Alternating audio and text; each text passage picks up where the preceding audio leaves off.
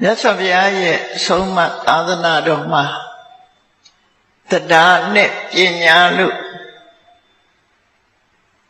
ဒီနှစ်ခုရှိတဲ့ထဲမှာယုံကြည်မှုနဲ့အသိဉာဏ်ဟာဘယ်ဟာပို့ပြီးအရေးပါသလဲလို့ဆိုရင်ပညာကပို့ပြီးတော့အရေးပါတာဖြစ်တယ်။သို့တော့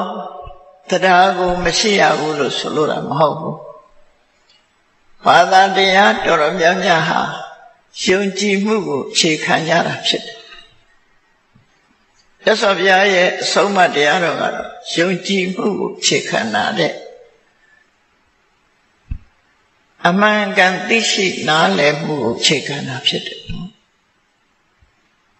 ဒါကြောင့်ဘုရားဘာသာဝင်သူတော်စင်တို့အနေနဲ့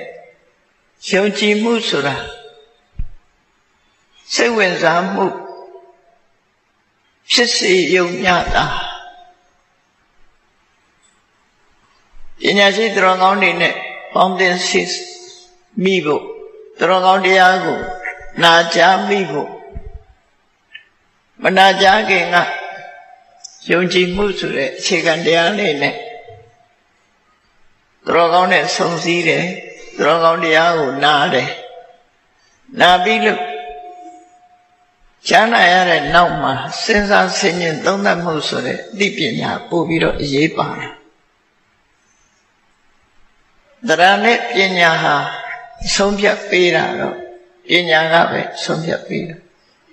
ဘာကြောင့်လဲလို့ဆိုရင်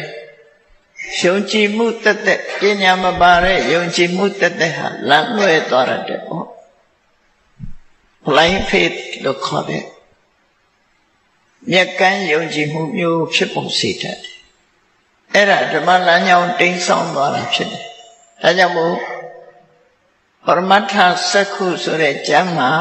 ဒီပြင်းဆရာတော်ကြီးကဆုံးမထားတာရှိတယ်တရားကိုပညာစောင့်မှလမ်းဖြောင့်သည်ယုံကြည်ချက်ကိုအသိပညာနဲ့ထိရမယ်လို့ဆိုလို့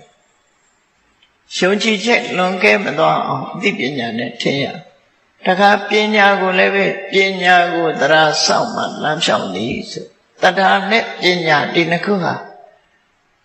ညှိပေးရမယ်လို့သူဆိုလို့ရပေါ့နော်သို့သောနောက်ဆုံးအဆင့်ရောက်တဲ့အခါမှာတရားဆိုတာတဲ့ပညာနဲ့သိသွားလို့ရှိရင်တော့ဒီပိညုတ္တရသဗ္ဗေဓမ္မလို့ဆိုတဲ့အတိုင်းအသိပညာကဥဆောင်သွားတာလေးပဲဖြစ်တယ်ပညာမှာပဲလမ်းဆုံးတာဖြစ်တယ်ပညာဟာအဆင့်မြင့်ဆုံးပညာမရောက်ခင်တော့တရားဆိုတာလိုအပ်ချက်လေးတစ်ခုအနေနဲ့ရှိတယ်